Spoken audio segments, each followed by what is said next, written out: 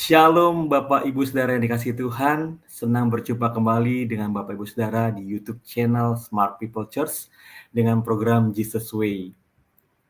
Dan saat ini saya mau ajak kita semua sama-sama merenungkan firman Tuhan mengenai kasih Tuhan, God's love yang dinyatakan melalui His favor atau perkenanannya. Kasih Tuhan adalah kasih yang tidak bersyarat. Kasih yang meskipun, kasih yang walaupun, kasih yang selalu nyata dalam hidup kita dan selalu tersedia bagi kita. Sedangkan perkenanan Tuhan adalah salah satu wujud nyata dari kasih-Nya dalam kehidupan kita. Kita ambil contoh seperti Yusuf. Kita melihat kehidupan Yusuf, Tuhan sudah memberikan mimpi bahwa kelak Yusuf akan menjadi seorang pemimpin. Dan kita tahu prosesnya begitu luar biasa gitu. Ketika Yusuf harus masuk ke dalam sumur yang dalam, ketika Yusuf dijual kepada orang-orang asing sebagai budak, kerja di rumah Potifar, difitnah oleh istri Potifar sehingga dia masuk dalam penjara. Tapi di situ kita melihat perkenanan Tuhan, bahkan dalam penjara sekalipun Yusuf mendapat perkenanan Tuhan, bahkan perkenanan dari kepala penjara. Dan setelah itu kita lihat ceritanya bagaimana akhirnya ketika Yusuf pada waktu itu ada juru minuman dan juru makanan, waktu itu juru roti, yang mimpi kemudian diartikan oleh Yusuf. Sampai singkat cerita, pada waktu itu seorang Firaun bermimpi, dan pada saat itu semua orang tidak ada yang bisa mengartikannya. Tetapi Yusuf dengan hikmat Tuhan, dia bisa mengartikannya. Sampai Firaun memberikan perkenanan yang begitu luar biasa kepada Yusuf sehingga Yusuf bisa menjadi orang kedua di Mesir. Perkenanan yang luar biasa. Bahkan ketika Yusuf di Mesir, dia memelihara bangsanya, saudara-saudaranya, ayahnya, bahkan bangsanya Israel untuk bisa tetap bertahan. Dan contohnya kedua seperti Daud. Kita melihat begitu luar biasa perkenanan Tuhan atas kehidupan Daud.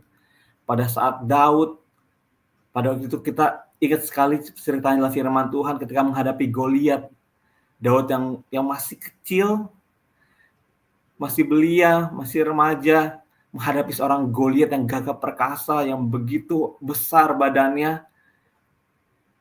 Sampai akhirnya Daud berkata, "Engkau berarti aku dengan pedang dan lembing, tapi aku datang atas nama Tuhan."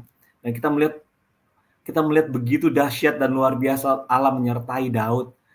Perkenanan Tuhan atas Daud sehingga Daud boleh berhasil mengalahkan Goliat. Yes, Yusuf dan Daud mengalami kasih Tuhan dalam bentuk perkenanannya. Karena Tuhan berkenan kepada Yusuf, karena Tuhan berkenan kepada Daud. Karena itu Tuhan memberikan perkenanannya dan kemenangan demi kemenangan yang ada. Dan saat ini kita mau belajar tentang kasih Tuhan yang dinyatakan melalui perkenanannya melalui kata favor, yaitu perkenanan. Favor dari kata F yang pertama yaitu adalah faithfulness. Itu berbicara tentang kesetiaan Tuhan.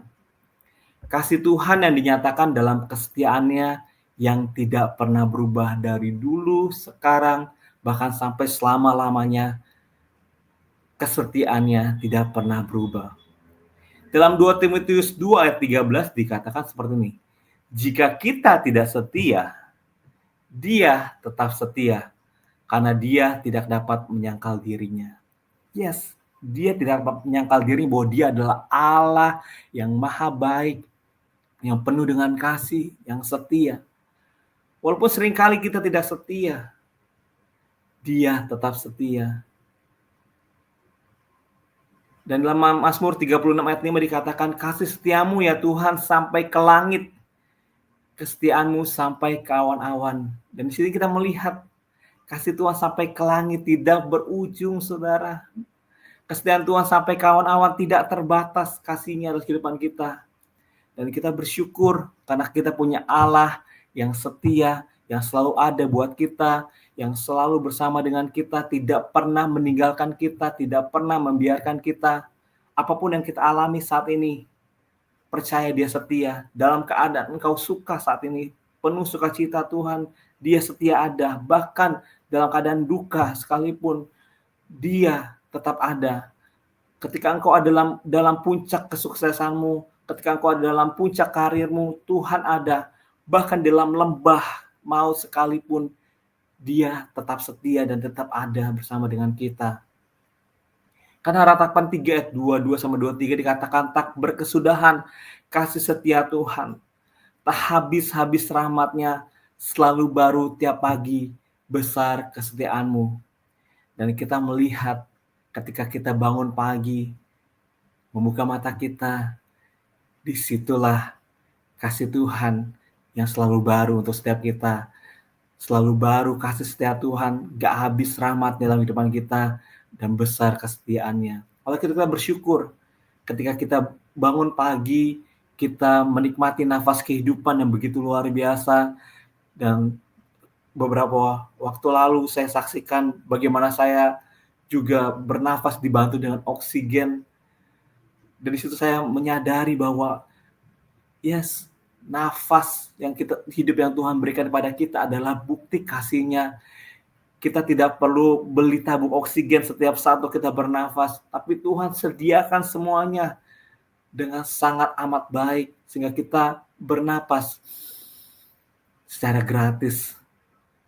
Bahkan kita bisa melihat kemuliaan Tuhan. Bahkan ketika kita bernafas dengan kita bisa merasakan kebaikan Tuhan dalam setiap nafas hidup kita. Dan dalam Ulangan 7 ayat 9 dikatakan, sebab itu haruslah kau ketahui bahwa Tuhan Allahmu, dialah Allah yang setia, yang memegang perjanjian dan kasih setianya terhadap orang yang kasih kepadanya dan berpegang pada perintahnya sampai kepada beribu-ribu turunan. Ya, sekali lagi dikatakan, dialah Allah yang setia, yang memegang perjanjiannya dan kasih setianya terhadap orang yang kasih kepadanya. Dia memegang perjanjian. Kalau kita membaca firman Tuhan, Kejadian sampai Wahyu, ada begitu banyak janji-janji Tuhan atas kehidupan Bapak, Ibu, Saudara, dan saya, dan kita semua. Dan dia tidak pernah lalai menepati janjinya. Dan kasih setianya terhadap orang yang kasih kepadanya, yang mengasihi dia. Yes, kita mengasihi dia karena dia, Yesus, Tuhan kita telah terlebih dahulu mengasihi kita. Bahkan telah memberikan nyawanya untuk kita. Dia setia menembus dosa kita. Bahkan dia setia dalam setiap langkah hidupnya sampai kepada kayu salib. Mengorbankan hidupnya, mengorbankan tubuhnya, mati, mencurahkan begitu banyak darah untuk setiap kita. Karena dia berjanji, dia yang akan menyelamatkan kita, dan janji itu telah digenapi.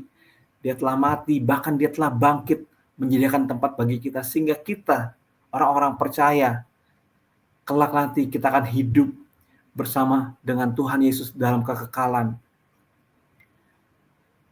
Dan dalam Ibrani 10:23 dikatakan, marilah kita teguh berpegang pada pengakuan tentang pengharapan kita, sebab Ia yang menjanjikannya setia. Dialah sumber pengharapan kita yang setia. Dialah Allah yang selalu ada bersama dengan kita.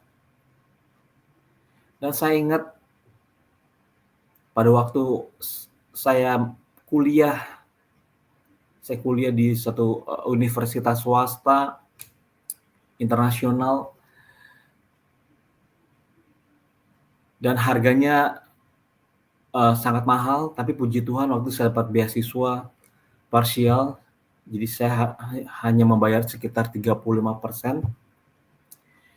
Dan pada saat semester 1 sampai semester 3, saya sangat menikmati kuliah saya, karena saya sangat ingin belajar. Dan pada itu saya ambil jurusan ekonomi, accounting. Nah, saat saya kuliah, masuk semester 4, keluarga saya mengalami krisis ekonomi. Papa saya seorang kontraktor, menangani proyek besar, tapi pada waktu itu proyeknya dari owner-nya mengalami kebangkrutan, sehingga bayaran papa saya nggak dibayar. Dan pada waktu cash flow sangat berantakan, kami harus jual aset sana sini. Dan pada waktu saya ingat banget semester 4, ketika saya mengalami krisis ekonomi, keluarga, waktu itu saya mau ikut ujian Bapak Ibu Saudara. Mau begitu ujian, waktu ujian dari jam 2 sampai jam 4, selama 2 jam. Pada waktu saya mau ikut ujian, saya ditahan. Joseph, kamu nggak bisa ikut ujian, karena kamu masih ada kewajiban yang harus diselesaikan. Pada itu saya disuruh menghadap dekan. Dekan bilang, Joseph, ini kamu masih ada nih, harus dilunasin dulu baru bisa ikut ujian. Kamu telepon papa kamu suruh datang ke sini. Akhirnya saya telepon papa saya langsung jalan ke kampus. Dan pada waktu itu saya menunggu di perpustakaan ketika papa saya bertemu dengan dekan. Dan pada waktu saya ingat banget di perpustakaan, saya hanya berkata, Tuhan, Kau Allah yang setia, Kau tidak pernah gagal menggenapi janji-Mu, Tuhan. Janji-Mu dan amin, bukan Kau yang berjanji akan memberkati aku, Tuhan. Dan aku selalu berkata, Tuhan, aku bersyukur aku mengalami proses ini, Tuhan. Dengan berlinang air mata, Bapak Ibu, karena saya tidak bisa mengikuti ujian, bahkan saya mengalami secara manusia saya takut gimana saya bisa kuliah lagi. Tapi satu saya nyatakan bahwa Tuhan, Kau pasti mencukupi segala keperluanku. Dan pada Bapak Ibu singkat cerita, ujian jam 2 sampai jam 4, papa saya baru keluar sekitar jam 3 lewat. Dan pada waktu itu saya baru bisa masuk ujian jam setengah 4. Dan saya tahu dia Allah setia. Kenapa? Karena pada saat ujian, dia ada bersama dengan saya, Bapak Ibu. Bahkan dia menuntun step demi step, langkah demi langkah. Ketika saya membaca ujian, yang pada waktu itu saya sedang mengerjakan ujian financial management, yang begitu banyak case study, begitu banyak tentang manajemen keuangan, dituntun satu-satu Bapak Ibu oleh Roh Kudus yang begitu luar biasa. Saya menyadari bahwa hikmat Tuhan benar-benar nyata dan real. Ketika saya baca soal, seperti Tuhan menuntun, ini kamu baca ya, angka ini, kamu kalikan ini, kamu kurang ini, kamu lihat ini ada unsur ini, nah kamu analisa naik turun seperti apa. Dan itu benar-benar clear, benar-benar jelas direction-nya. Setelah saya berkata, yes Lord, Engkau Allah yang setia, Kau tidak pernah meninggalkanku, tidak pernah membiarkanku.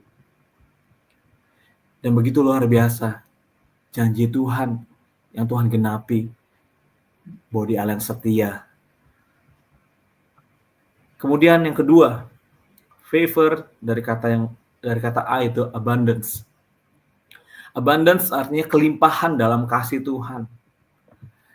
Kasih Tuhan membuat kita hidup dalam kecukupan. Bahkan dalam firman Tuhan, kamu akan hidup dalam segala kelimpahan. Yohanes 10 dikatakan seperti ini. Pencuri datang hanya untuk mencuri dan membunuh dan membinasakan. Aku datang, kata Tuhan Yesus, supaya mereka mempunyai hidup dan mempunyainya dalam segala kelimpahan. Yes, kita bersyukur kehadiran Tuhan dalam kehidupan kita, supaya kita mempunyai hidup, supaya hidup kita lebih hidup, bahkan mempunyai dalam segala kelimpahan. Kelimpahan dalam apa? Dalam kasih. Ketika kita hidup bersama dengan Tuhan Yesus, ketika Tuhan hadir dalam kehidupan kita, ketika Tuhan hadir di dalam bait Allahnya kita, karena tubuh kita ada bait Allah, kita memiliki kasih, bukan karena kita, tapi karena apa yang ada dalam kita, yaitu Tuhan Yesus. Sehingga orang melihat kita menjadi pribadi yang penuh dengan kasih, berkelimpahan dalam kasih. Ketika kita ingin melakukan sesuatu, kita berpikir, Bagaimana supaya kita bisa mengasihi orang-orang di sekitar kita, berkelimpah dengan kasih, berkelimpahan dengan apalagi dengan berkat Tuhan. Ketika Tuhan adalah kehidupan kita, maka kita akan menjadi sasaran berkat. Apapun yang kita lakukan, ketika kita melakukannya seperti untuk Tuhan, seperti kita mengasihi, karena kita mengasihi Tuhan, maka Tuhan akan buat semuanya berhasil. Bukan karena kita hebat, tapi karena ada Roh Kudus yang dalam diri kita, yang menuntun kita, yang membawa kita kepada kemenangan demi kemenangan, sehingga kita berkelimpahan dalam berkat-berkat-Nya. Dan dalam Filipi 4 ayat 19 dikatakan, Allahku akan memenuhi segala keperluanmu menurut kekayaan dan kemuliaannya dalam Kristus Yesus. Ini sangat jelas. Allah kita, Allah yang hebat. Dia memenuhi segala keperluan kita. Dia sangat kaya. Dia sangat penuh dengan kemuliaan. Dikatakan memenuhi dengan segala keperluan kita, segala, artinya semua, segala yang kita perlu menurut kekayaan dan kemuliaan yang begitu hebat itu. Dalam siapa? Dalam Kristus Yesus. Jadi engkau saat ini ketika engkau membutuhkan dana untuk pendidikanmu, seperti yang tadi saya saksikan, Tuhan cukupi. Bahkan ketika itu, pada saat itu, ketika saat saya mau dari semester 4 sampai dengan semester akhir, semester 9, saya masih struggle dengan keuangan, tapi Tuhan cukupkan. Bahkan pada saat semester 9 saya mau sidang, Bapak Ibu Saudara, itu saya nggak bisa ikut ujian karena masih ada tunggakan. Sampai pada waktu itu dekan bilang, kamu harus kasih jaminan atas nama papamu atau atas nama kamu sendiri. Nah, pada waktu itu kami bingung karena semua aset sudah dijual. Dan saya benar-benar nggak nyangka pertolongan Tuhan. Ada saudara saya ternyata yang di luar kota, itu punya mobil atas nama papa saya. Dan saya sampai ngerasa, wah saya baru tahu nih. Sampai akhirnya itu kita minta, boleh nggak jadi jaminan supaya aku bisa ikut sidang dan lulus. Dan karena itu adalah suatu aset, menjadi jaminan tuh supaya bisa ikut sidang. Dan puji Tuhan waktu itu kita berdoa sama-sama, akhirnya itu dikasih BPKB mobil sebagai jaminan. Dan singkat cerita, pada saat saya bekerja, saya sisihkan gaji saya untuk melunasi tunggakan-tunggakan ada. Dan dalam jangka waktu 1 tahun saya bisa melunasi seluruh tunggakan yang ada, sehingga jaminan itu boleh dikembalikan dan saya kembalikan ke saudara saya. Yes, Tuhan memenuhi segala keperluan kita menurut kekayaan dan kemuliaan-Nya. Jangan khawatir. Bahkan dalam Mazmur 23 selalu dikatakan, Tuhan adalah gembalaku, takkan kekurangan aku. Kita sebagai domba-domba, kita bersyukur bahwa gembala kita, itu Tuhan Yesus Kristus, adalah gembala yang menjamin kita. Dia membawa kita ke rumput yang tenang, ke rumput yang hijau, ke air yang tenang, sehingga kita tak kekurangan bahkan berkelimpahan, karena kita diarahkan ke rumput yang hijau, ke air yang tenang. Dan dalam 2 Korintus 9:8 dikatakan seperti ini, dan Allah sanggup melimpahkan segala kasih karunia kepada kamu, supaya kamu senantiasa berkecukupan di dalam segala sesuatu dan malah berkelebihan di dalam berbagai kebajikan. Yes, Allah sanggup melimpahkan segala kasih karunia kepada kamu, kepada saya, kepada Bapak Ibu Saudara, sebab kita senantiasa berkecukupan, supaya kita senantiasa berkecukupan dalam segala sesuatu, malah berkelebihan dalam berbagai kebajikan. Ya, Allah sanggup. Bukan karena kita sanggup, sehingga kita berkecukupan, bahkan berkelebihan. Tetapi karena Allah sanggup melimpahkan kasih karunia kepada kita. Jadi orientasinya adalah Allah. Karena Allah sanggup, sehingga kita senantiasa berkecukupan. Karena Allah sanggup maka kita malah berkelebihan. Bukan karena kita hebat, tapi karena Tuhan dalam diri kita yang hebat. Karena Tuhan yang sanggup melimpahkan kasih karunia itu kepada kita, sehingga kita senantiasa berkecukupan. Bahkan firman Tuhan dikatakan, jangan khawatir akan hidupmu, akan apa yang kau makan dan minum. Tuhan tahu. Bahkan burung di udara Tuhan pelihara. Dan kita melihat, karena Allah sanggup, kita senantiasa berkecukupan dalam segala sesuatu. Di dalam segala kebutuhanmu, kebutuhan pendidikanmu, kebutuhan makan minummu, kebutuhan rumah tanggamu, kebutuhan pekerjaanmu, kebutuhan bisnismu. Tuhan senantiasa berkecukupan.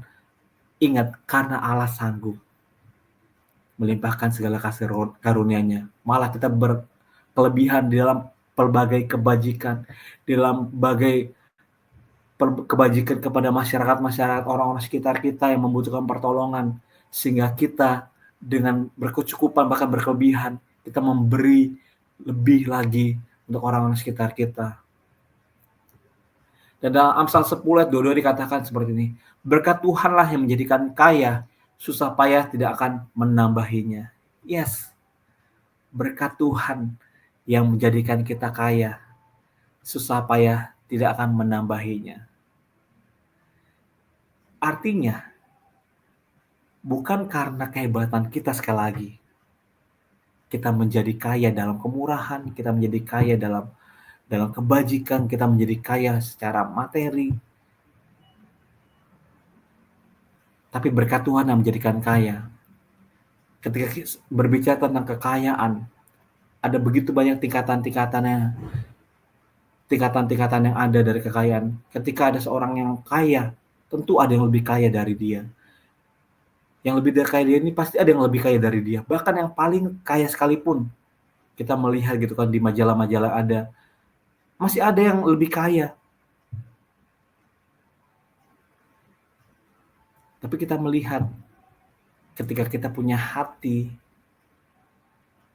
yang berkata berkat Tuhan yang menjadikan kaya, maka dalam segala sesuatu kita akan merasa cukup. Karena berkat Tuhan yang menjadikan aku kaya, artinya berkelimpahan dalam segala sesuatu yang kita perlukan karena Tuhan mencukupkan. Dan susah payah tidak akan menambahinya. Berbeda dengan konsep dunia. Ketika konsep dunia berkata, bekerja semakin keras, maka hasilnya juga akan semakin hebat. Tapi setelah itu kita endingnya, ada begitu banyak orang yang bekerja keras, yes, bagus. Tapi bekerja keras plus mengandalkan Tuhan, itu penuh dengan kemuliaan Tuhan.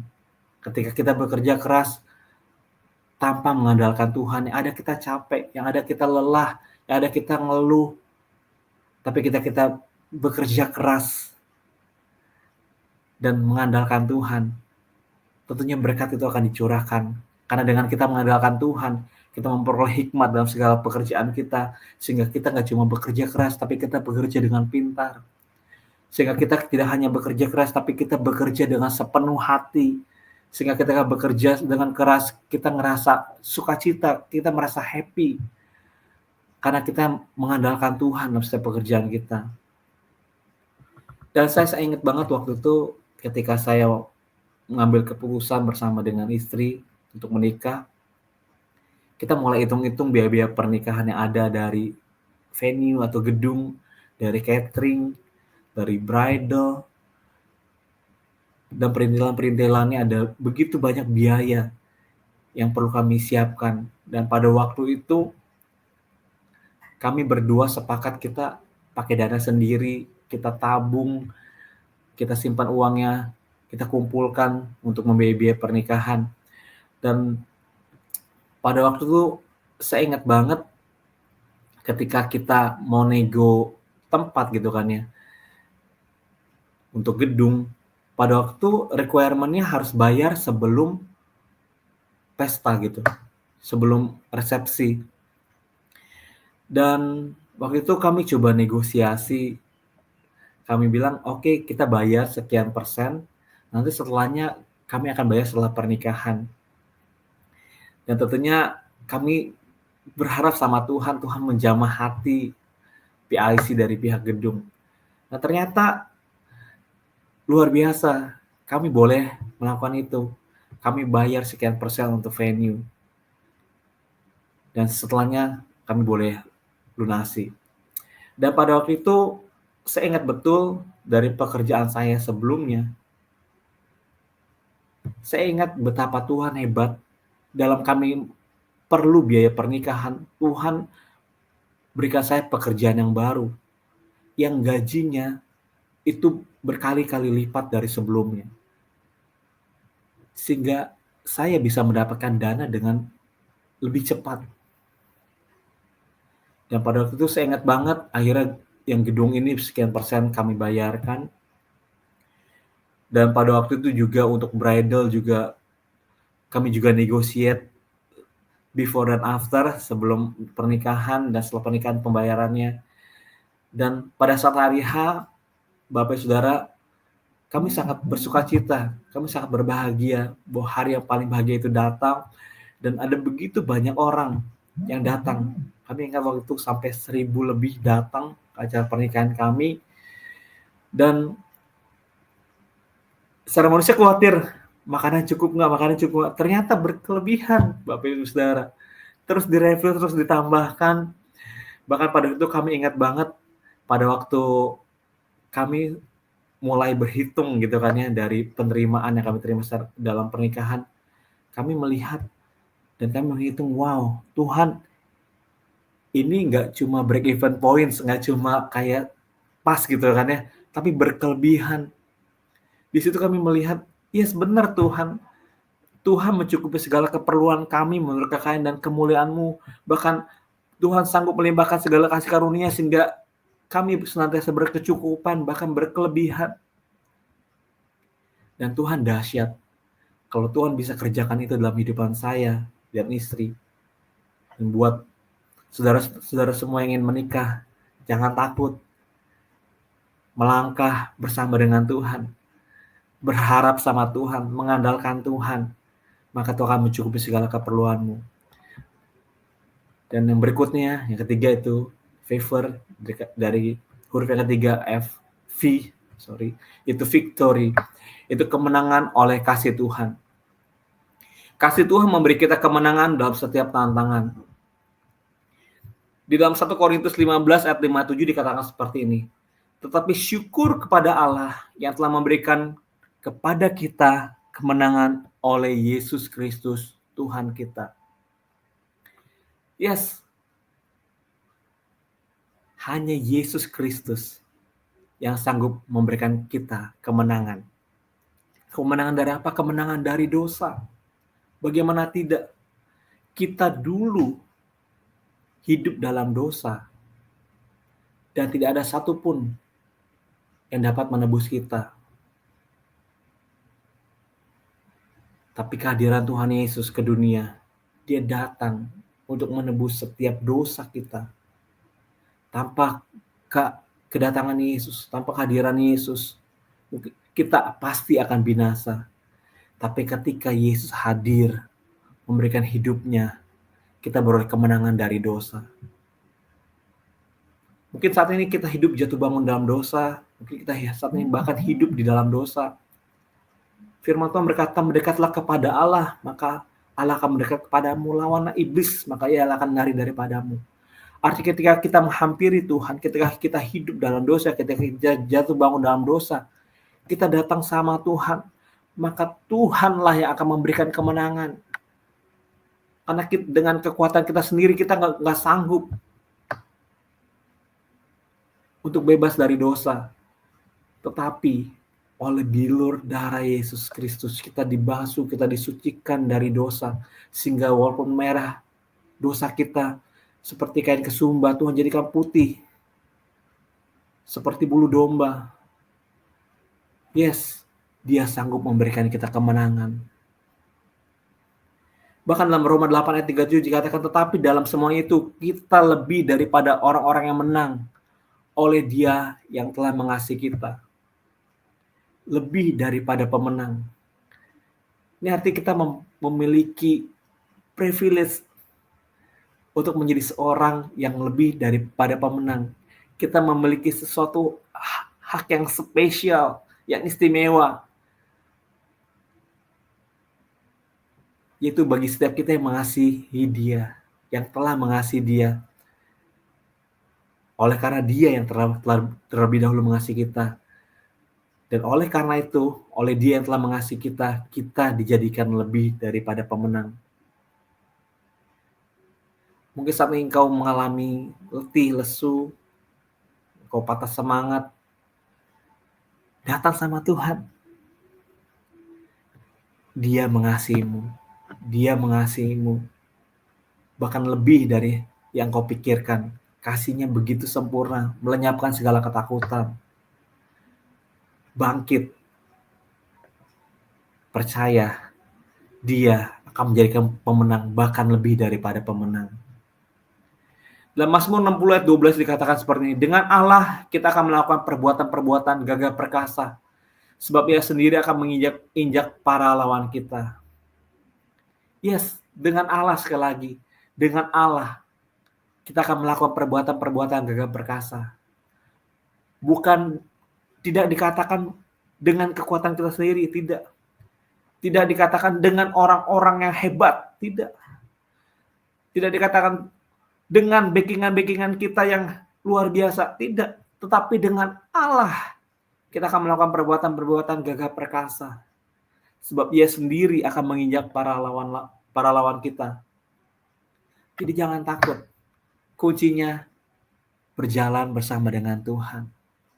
Dengan Allah kita akan melakukan perbuatan-perbuatan gagah perkasa. Dalam Yesaya 54 ayat 7 dikatakan seperti ini.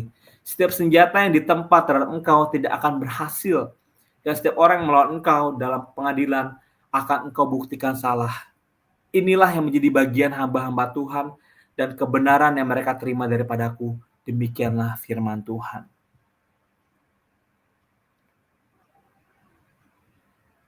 Tuhan akan nyatakan kebenarannya. Karena setiap kita dikasih oleh Tuhan. Ini yang menjadi bagian untuk setiap kita hamba-hamba Tuhan. Bagi setiap kita anak-anak Tuhan. Bahwa kita akan memperoleh kemenangan itu. Mungkin saat ini dalam lingkungan pekerjaanmu, ada begitu banyak orang yang tidak menyukai engkau, iri hati terhadap engkau. Mungkin mempersiapkan senjata-senjata yang ada untuk menjatuhkan engkau, untuk melawan engkau. Tapi firman Tuhan jelas berkata, setiap senjata yang ditempa itu terhadap engkau tidak akan berhasil. Dan setiap orang yang melawan engkau dalam pengadilan akan kau buktikan salah.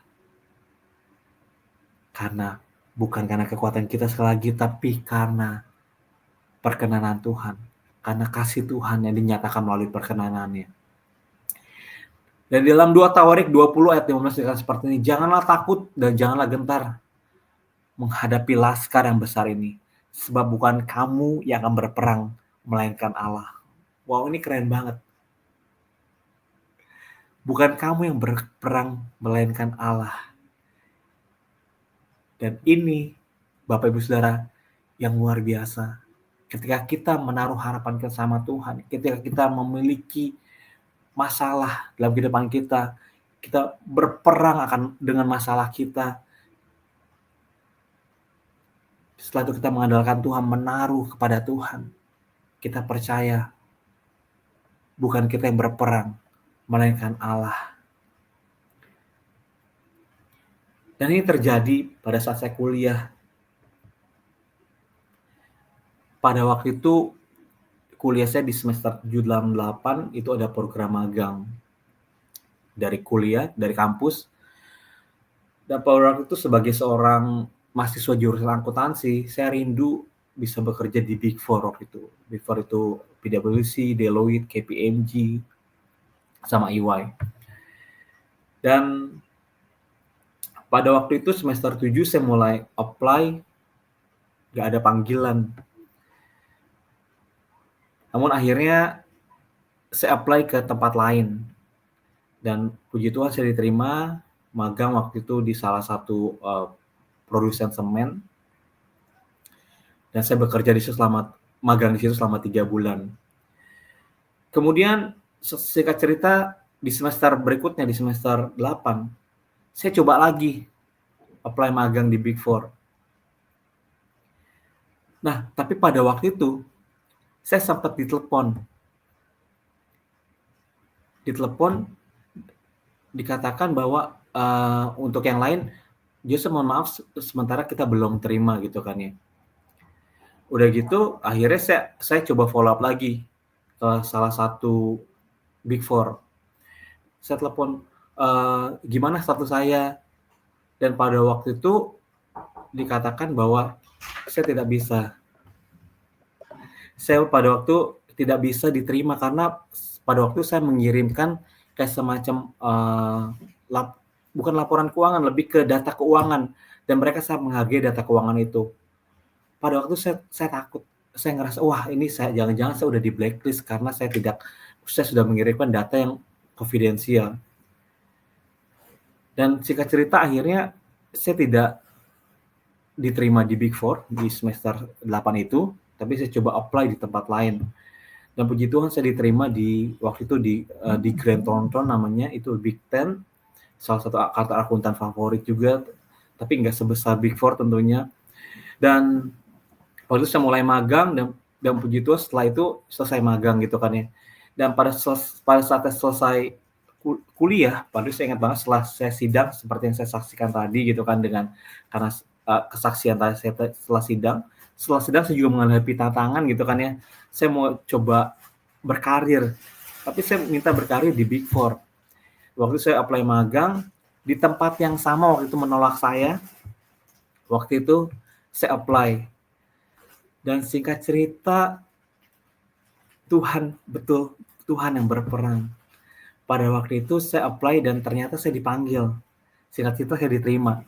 Dan saya tanya kepada orang yang menerima saya ini, HRD-nya. Loh, untuk Mbak yang kemarin telepon saya, itu sekarang kemana ya? Oh, dijelaskan bahwa itu Mbaknya udah resign. Wah, sampai situ saya berkata, Tuhan terima kasih. Kalau misalnya Tuhan gak buat Mbak ini resign, mungkin saya gak bisa bekerja di situ. Dan ini yang benar-benar saya ngerasa Tuhan turut bekerja dalam kehidupan saya. Dan waktu itu saya bekerja di PwC, tempat impian para akuntan gitu kan yang bekerja. Dan saya bisa menikmati janji-janji Tuhan setiap pekerjaan ada, walaupun kerjanya dari pagi ke pagi gitu kan ya. Pergi pagi, pulang pagi, berangkat lagi pagi. Tapi saya sangat suka karena saya bekerja dengan mengandalkan Tuhan. Dan setelah magang 3 bulan, akhirnya saya diterima sebagai karyawan permanen. Jadi waktu saya dapat tawaran untuk direct hiring, dan tentunya karena kemurahan Tuhan, sehingga saya boleh bekerja secara permanen di PwC waktu itu. Oke, yang berikutnya dari kata favor itu yaitu overflowing grace, itu kasih karunia yang berkelimpahan. Kasih karunia yang berkelimpahan, kasih Tuhan bukan hanya cukup tetapi berlimpah. Efesus 2 ayat 8-9 dikatakan seperti ini. Sebab karena kasih karunia kamu diselamatkan oleh iman, itu bukan hasil usahamu tetapi pemberian Allah, itu bukan hasil pekerjaanmu, jangan ada orang memegahkan diri. Yes, betul banget.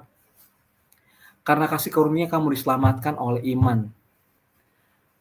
Bukan karena hasil usaha kita, tetapi itu adalah given, pemberian yang dari Tuhan. Bukan karena hasil pekerjaan kita. Dikatakan jangan ada orang yang membanggakan diri. Jangan ada yang sombong. Karena itu adalah pemberian Tuhan.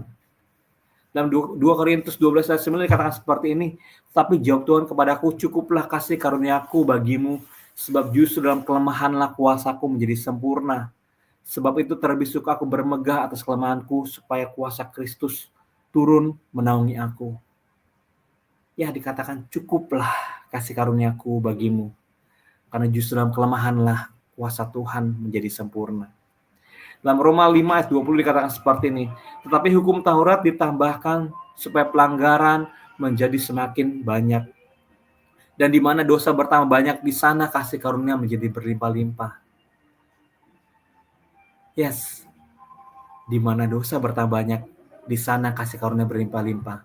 Artinya, Bapak Saudara, ketika engkau melihat teman-temanmu, pergaulanmu hidup dalam dosa, disitulah kasih karunia menjadi berlimpah-limpah.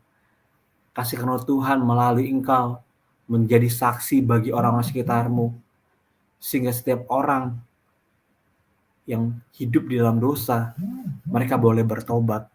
Ketika engkau mengenalkan kasih karunia itu, kasih karunia Tuhan kepada orang-orang sekitarmu. Dan dalam Mazmur 138 katakan, Tuhan adalah penyayang dan pengasih, panjang sabar dan berlimpah kasih setianya. Dalam Titus 3:5 dikatakan, pada waktu itu Dia telah menyelamatkan kita, bukan karena perbuatan baik yang kita lakukan, tetapi karena rahmat-Nya, oleh permandian kelahiran kembali dan oleh pembaruan dikerjakan oleh Roh Kudus. Dan ini adalah esensi dari kehidupan kita dalam pertobatan kepada Tuhan. Itu permandian kelahiran kembali oleh pembaruan dikerjakan oleh Roh Kudus.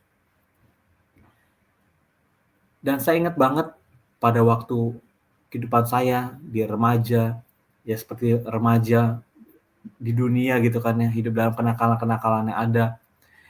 Sekolah juga malas-malasan segala macam. Tetapi ketika saya mulai hidup, yaitu dalam kelahiran kembali, dan pembaharuan dikerjakan Roh Kudus, saya tadinya malas belajar, saya jadi rajin belajar. Saya yang tadinya hampir nggak pernah berdoa gitu kan ya, cuma doa makan, doa tidur, saya menjadi sering berdoa. Itu karena pembaharuan dikerjakan oleh Roh Allah yang telah menyelamatkan kita. Dan saya ingat banget bagaimana Tuhan juga terus-menerus menyelamatkan, itu membaharui setiap kehidupan saya. Dan Tuhan dahsyat dalam kehidupan saya. Bahkan ketika saya mengalami masalah dalam ekonomi gitu kan ya, Tuhan cukupkan. Bahkan sampai saat ini saya merasa Tuhan selalu mencukupkan kebutuhan sehari-hari saya. Bahkan biaya-biaya yang ada pada saat selama saya menikah untuk persalinan anak hingga pendidikan mereka, sampai saat ini Tuhan cukupkan, bahkan berkelimpahan. Itu karena kasih karunia yang berlimpah. Dan dari huruf yang terakhir itu R, restoration, itu pemulihan oleh karena kasih Tuhan. Kasih Tuhan memulihkan kehidupan kita secara penuh. Dalam Yoel 2:25 dikatakan, aku akan memulihkan kepadamu tahun-tahun yang hasilnya dimakan habis oleh belalang pindahan, belalang pelompat, belalang pengerip, dan belalang pelahap. Tentaraku yang besar yang kukirim ke antara kamu. Yes, Tuhan akan memulihkan keadaan, percaya. Tentaraku yang besar, kata Tuhan, akan kukirimkan di antara kamu untuk menghabiskan segala belalang-belalang itu. Artinya, ketika kita mengandalkan Tuhan, berharap pada Tuhan, memberikan semuanya yang terbaik pada Tuhan, maka tentaraku yang besar akan kukirim kepadamu. Dalam Yeremia 30:17 dikatakan, sebab aku akan memulihkan kesehatanmu dan akan mengobati luka-lukamu, demikian firman Tuhan, karena mereka telah menyebut engkau orang buangan yang tidak ada yang memindahkannya. Ketika dunia tidak memindahkanmu, Tuhan akan mengindahkan kau, karena engkau begitu berharga, karena kau ada biji matanya. Sebab Tuhan akan memulihkan kesehatanmu dan akan mengobati setiap luka-lukamu. Sini dengan jelas, setiap engkau yang sakit, percayalah Tuhan akan memulihkan kesehatanmu, apapun penyakitmu. Setiap engkau yang mengalami luka-luka, mungkin luka-luka dalam jiwamu, luka-luka dalam fisikmu, Tuhan sanggup mengobati luka-lukamu. Mazmur 51:12 dikatakan, bangkitlah kembali kepadaku kegirangan karena selamat yang daripadamu, dan lengkapi aku dengan roh yang rela. Dalam Yesaya 61:7 dikatakan, sebagai ganti malu yang kamu alami 2 kali lipat, dan sebagai ganti hinaan mereka akan bersorak-sorai di bagian mereka. Sebab itu mereka akan memiliki 2 kali lipat di negerinya, dan sukacita abadi akan menjadi bagian mereka. Tuhan akan kasih pelipat gandaan untuk setiap kita. Atau mungkin kita dipermalukan, kita mendapat penghinaan dari orang-orang sekitar kita karena iman percaya kita. Tapi dikatakan bahwa kita akan mengalami pelipat gandaan dalam sukacita yang kita alami. Ganti malu dan ganti kehinaan itu. Dan Wahyu 21:5 dikatakan, Ia yang duduk di atas tahta itu berkata, lihatlah aku menjadikan segala sesuatu baru. Dan firman-Nya, teruskanlah karena segala perkataannya tepat dan benar. Yes, Tuhan menjadikan segala sesuatu baru. Bagi Bapak Ibu Saudara yang mendengar tentang hal ini, percayalah Tuhan akan membuat engkau baru. Baru dalam pemikiranmu, baru dalam setiap hal yang kamu lakukan, karena Dia akan memperbarui kita, sehingga pikiran kita adalah pikiran-pikiran diperbaharui dengan paradigma yang baru. Dan mungkin saat ini kita mengalami ketakutan dan kekhawatiran. Percayalah Tuhan selalu menyertai, Tuhan memulihkan, dan bahkan menjadikan kita berkat buat banyak orang. Dan kasih Tuhan sebagai penutup, kita melihat bahwa belajar dari kata favor ini mengenai kasih Tuhan melalui perkenanannya, itu F yang pertama, itu faithfulness, kesetiaan Tuhan. Ya, huruf A ada abundance, itu kelimpahan dalam kasih Tuhan. V, victory, kemenangan oleh kasih Tuhan. O, overflowing grace, kasih karunia Tuhan yang berlimpah. Dan terakhir R, restoration, pemulihan oleh karena kasih Tuhan. Dan kasih Tuhan nyata bagi mereka yang hidup dalam ketaatan dan percaya kepadanya. Mari kita serahkan hidup kita sepenuhnya sama Tuhan, karena kasih-Nya yang akan membawa kita dalam rencana yang terbaik. Mari saya mau ajak Bapak Ibu, Saudara, kita sama-sama berdoa. Tuhan Yesus, terima kasih buat firman Tuhan yang kami dengar. Terima kasih karena kami sama-sama belajar tentang kasih Tuhan melalui perkenanan-Mu, Tuhan. Dan saat ini hamba berdoa secara khusus untuk setiap Bapak Ibu Saudara yang mendengar Tuhan renungan ini, Tuhan. Biar Tuhan Kau tahu Kau Allah yang penuh dengan kasih. Melalui perkenanan-Mu kami percaya Tuhan, setiap Bapak Ibu Saudara yang mendengarkan akan menerima janji Tuhan, menerima berkat Tuhan. Karena Tuhan adalah Allah yang begitu luar biasa. Karena Engkau Allah yang setia Tuhan, Engkau yang berkelimpahan dalam kasih. Engkau yang memberikan kami kemenangan, Engkau yang juga melimpahkan kami kasih karunia-Mu, dan Engkau juga yang memulihkan setiap keadaan kami Tuhan. Apapun keadaan kami percaya Tuhan, Engkau sanggup dan Engkau mampu memulihkan keadaan kami Tuhan. Sehingga hidup kami bukan hidup yang biasa, tetapi adalah hidup yang luar biasa, hidup yang berkemenangan, hidup yang penuh Tuhan dengan Tuhan, kemenangan demi kemenangan ada Tuhan.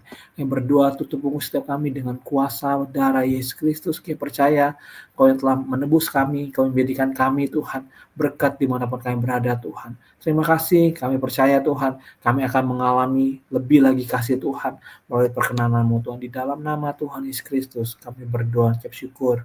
Haleluya, puji Tuhan. Amin.